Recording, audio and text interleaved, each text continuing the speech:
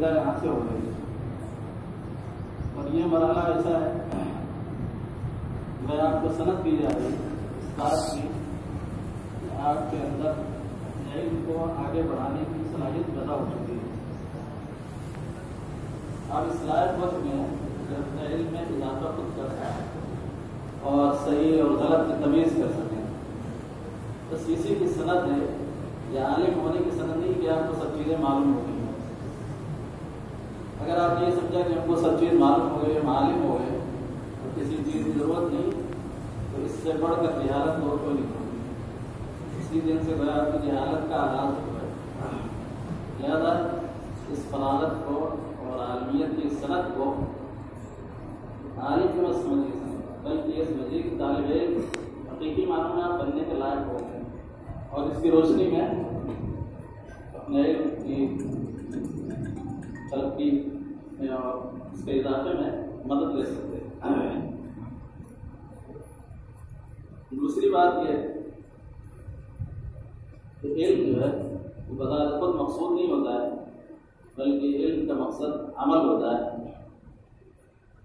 اور اگر علم عمل سے خالی ہے وہ علم مفید نہیں بلکہ اس کا وبال ہے صاحب علم کے لیے. لہٰذا اپنے علم کے مطابق عمل کی کوشش کیجیے اور اس کو عملی طور پر برتنے کی کوشش کیجیے. یہ خاص طور سے نصیحت رہنی چاہیے بات. اور تیسری بات یہ ہے کہ اپنے ادارے سے اور اساتذہ کرام سے ہمیشہ رابطہ رکھیے، اس لیے کہ اپنی اصل سے اور جڑ سے کٹ کر کوئی چیز ترقی نہیں کر سکتی، کوئی پودا باقی نہیں رہ سکتا اگر وہ اپنی جڑ سے الگ ہو جائے اور اس سے علیحدگی اختیار کر لے. تو یہ ادارہ اور آپ کے اساتذہ جو ہے آپ کی بنیاد ہیں اور آپ کے لیے جڑ کی حیثیت رکھتے ہیں. لہٰذا اس سے ہمیشہ اپنی توانائی حاصل کرتے رہیے اور اپنے اگلے کاموں میں ان سے مفید مشورے بھی لیتے رہیے. چوتھی اور آخری بات یہ ہے کہ طویل سفر علمی سفر میں آپ کے ساتھ آپ کا ساتھ رہا اور مختلف موقعوں پر ہو سکتا ہے جس سے کوئی کوتاہی ہوئی ہو اور غلطی ہوئی ہو. اس کے لیے میں چاہتا ہوں کہ آپ اس کو اپنے دل میں نہ رکھیں، معاف کرنا. اور میں بھی اپنی طرف سے اپنے دل کو آپ کی جانب سے بالکل صاف رکھتا ہوں. میرے دل میں کسی کی طرف سے کوئی بات نہیں ہے. امید ہے کہ آپ بھی یہی معاملہ کریں گے ہمارے ساتھ. اور سب سے آخر میں نبی اکرم صلی اللہ علیہ وسلم کی دعا پر اپنی بات ختم کر رہا ہوں. صلی اللہ علیہ وسلم کسی کو رخصت کرنے کے موقع پر فرمایا کرتے تھے اور وہ دعا ہے استودع اللہ دینک و امانتک و خواتیم عملک. اور یہ ایسی دعا ہے جو آپ علیہ وسلم لشکر کو روانہ کرتے وقت دعا کرتے تھے. کسی لشکر کو اہم مہم پر بھیجتے تھے تو اس طرح رخصت کرتے تھے استودعکم اللہ دینکم و امانتکم و خواتیم اعمالکم. یعنی اس میں 3 چیزوں کی دعا کی گئی، 3 چیزوں سے متعلق، اور وہ ایک صاحب علم کے لیے صاحب ایمان کے لیے سب سے زیادہ قیمتی چیز ہے.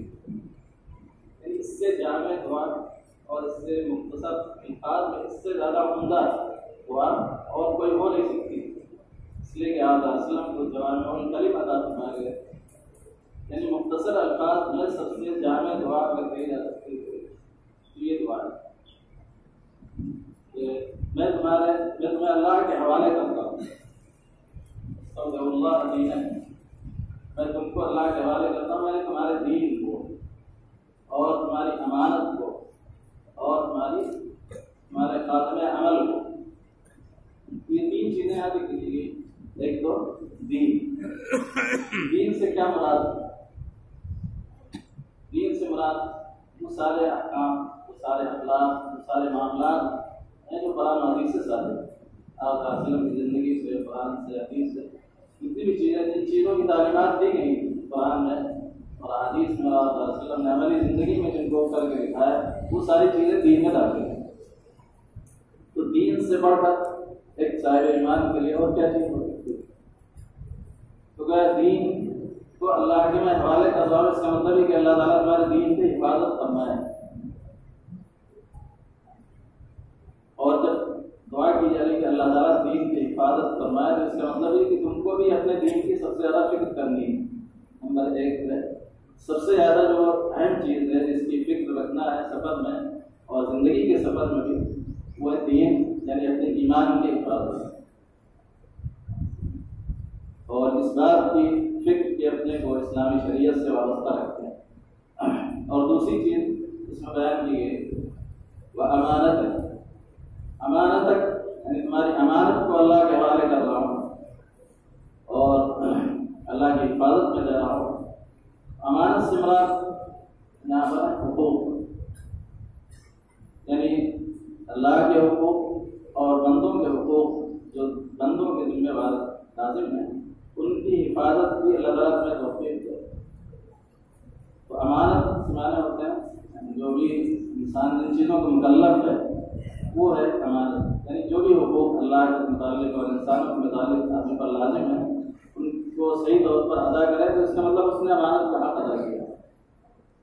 اور وہ ساری چیزیں جو اس کے پاس امانت رکھی وہ بھی اس میں شامل ہیں، دوسرے انسانوں کی امانت ہو یا اللہ کی امانت ہو، دونوں چیزیں اس میں شامل ہیں کہ اللہ تعالیٰ اپنے امانتوں کی حفاظت فرمائے اور اس کو صحیح طور پر ان کے حقداروں تک پہنچانے کی توفیق عطا فرمائے. اس بات کی دعا ہے. اور تیسری چیز وہ خواتین اعمالکم، یعنی اللہ تعالیٰ اچھا خاتمہ فرمائے تمہارا. اس لیے خاتمہ عمل کی بڑی اہمیت ہے. اور انما الاعمال بالخواتیم، یعنی اعمال کا دارمدار اور اصل اس کا اعتبار خاتمے پر ہے. اگر کسی عمل کا خاتمہ اچھا ہے تو اس کا مطلب وہ عمل اچھا ہے. ابتدا چاہے جتنی اچھی ہو، اگر خاتمہ اچھا نہیں تو وہ عمل بیکار. اور اگر خاتمہ اچھا ہے، اگر ابتدا اچھی نہ ہو لیکن خاتمہ اچھا ہے تو وہ اللہ کے یہاں پسندیدہ ہے اور وہ اللہ کے یہاں قابل قبول ہے. لہذا عمل کے اچھے خاتمے کی ہمیشہ دعا کرنی چاہیے اور فکر کرنی چاہیے. تو ان 3 چیزوں کے بارے میں جو آپ صلی اللہ علیہ وسلم نے اس موقع پر تاکید دعا فرمائی، تو اس کا مطلب کہ جس کو رخصت کیا جا رہا ہے اس کو بھی اپنی ان 3 چیزوں کا خاص طور سے خیال رکھنا ہے، یعنی دین کا اور اپنے امانت کا، یعنی حقوق کا لوگوں کے، اور اپنے خاتمہ عمل کا خاص طور سے خیال رکھنا ہے اور اس کی ہمیشہ فکر رکھنی ہے. یعنی رخصت کے موقع پر جو الفاظ آپ نے یاد دہانی کے طور پر صحابہ کرام کو بتاتے تھے اور ان کو تلقین کرتے تھے، وہ یہ الفاظ ہیں، کوئی رسمی دعا نہیں ہے. تو اللہ تعالیٰ ہم سب کو اس پر عمل کرنے کی صحیح توفیق عطا فرمائے. اور آپ سے بھی دعا ہے کہ اپنی دعاؤں میں ہمیشہ یاد رکھیں.